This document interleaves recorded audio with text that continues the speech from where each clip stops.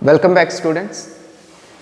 So, today we will start chapter number 11, Force and Pressure. As you all experiencing it, force और pressure भाई हम लोग अपनी regular life में हम डेली एक्सपीरियंस करते हैं, हर मोमेंट पे एक्सपीरियंस करते हैं. So I think in this chapter you are not going to face much problem in understanding this. So let's start from this. Force होता है क्या? Simply if you define it, a push or pull. Whatever the pushes and pulls we experience in our daily life, in our daily routine, from lifting a bag to opening a door and many other things, many other activities, whatever we perform in our daily life, all happens because of force. Okay, so force को हम describe कर सकते हैं, define कर सकते हैं भाई as a push or पुल. हम लोग अपनी डेली लाइफ में बहुत सारी चीज़ें एक्सपीरियंस करते हैं. दरवाज़ा खोलना हुआ, देन उसे अगर बंद करना हुआ, बैग लिफ्ट करते हैं, वॉक करना हुआ. ओके, सो आगे बढ़ते हैं. The direction in which an object is pushed और पुल्ड. भाई जिस डायरेक्शन में ऑब्जेक्ट, सपोज हमने पुश और पुल बोला तो कि फोर्स है, बट जिस डायरेक्शन में ऑब्जेक्ट पुश होगा या पुल होगा, that direction is called as direction of force. वो कौन सी डायरेक्शन कहलाएगी भाई? That is known as direction of force. Okay, it is applied to perform various activities. मैंने आप लोगों को पहले ही बता दिया भाई कि फोर्स हम लोग अप्लाई क्यों करते हैं? To perform various activities. And it is applied by interaction. Force is applied by interaction. इसका मतलब क्या होता है भाई? It means objects must interact with each other for a force to come into play. Means objects का जो interaction होना है भाई, वो must है. यदि ऑब्जेक्ट इंटरैक्ट नहीं करेंगे आपस में तो उन पे जो फोर्स अप्लाई होगा उसका कोई इफेक्ट नहीं होगा. ओके, सो यहाँ पे ये एक चीज जरूरी है कि ऑब्जेक्ट्स का interaction for a force if applied on them to come into play. Okay, next thing, resultant force. Resultant force क्या होता है भाई? सो सपोज दैट इफ, एक एग्जांपल ले लेते हैं, इजी हो जाएगा थोड़ा.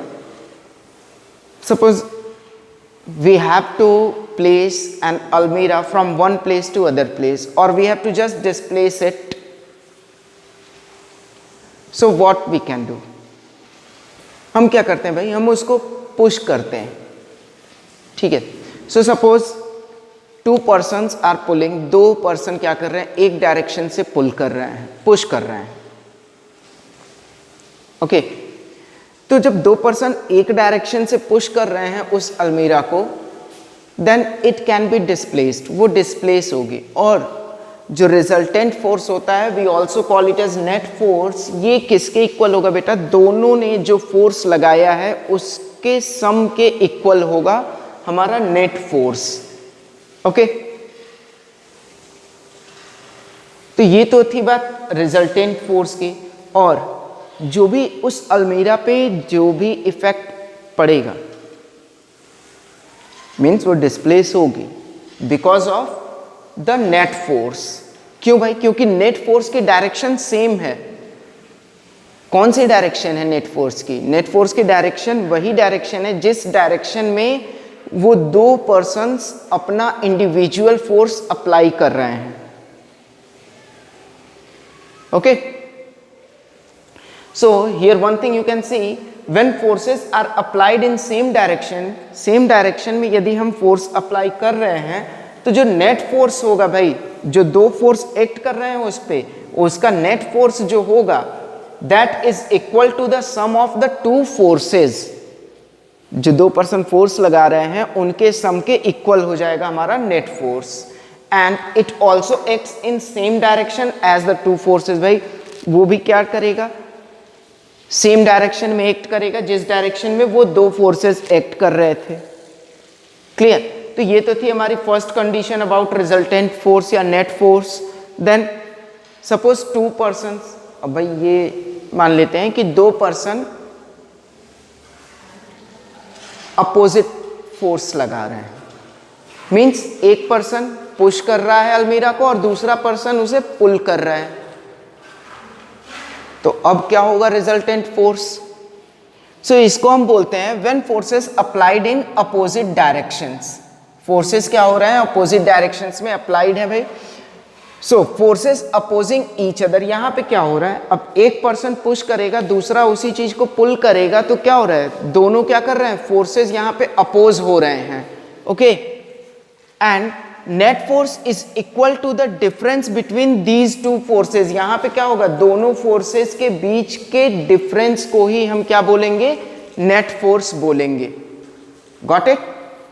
Now see, if both forces are equal, अब सपोज हम करते कि भाई कि दोनों पर्सन ने सेम फोर्स लगा दिया, दोनों पर्सन ने जो फोर्स अप्लाई किया वो क्या होगा? वो दोनों इक्वल हो गया, इक्वल फोर्स दोनों ने लगाया, तो then the net force will be zero.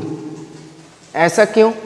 Because net force if applied in opposite direction, the net force is equal to the difference between the forces. Got it? And now come to the next thing. How can we describe force? So force can be described by starting its magnitude and the direction in which it acts. भाई force को हमें describe करना है तो हमको magnitude पता होनी चाहिए और क्या पता होनी चाहिए और पता होना चाहिए direction. So two things are important for us in this. First one is magnitude and the direction of the force in which it acts. Okay, so we can say that कि ये जो मैग्नीट्यूड है, direction है and जो net force है, सो यदि किसी object पे फोर्स अप्लाइड है बेटा तो उस पे कोई भी अफेक्ट हमें तभी दिखाई देगा जब हम रिजल्टेंट फोर्स को काउंट करेंगे.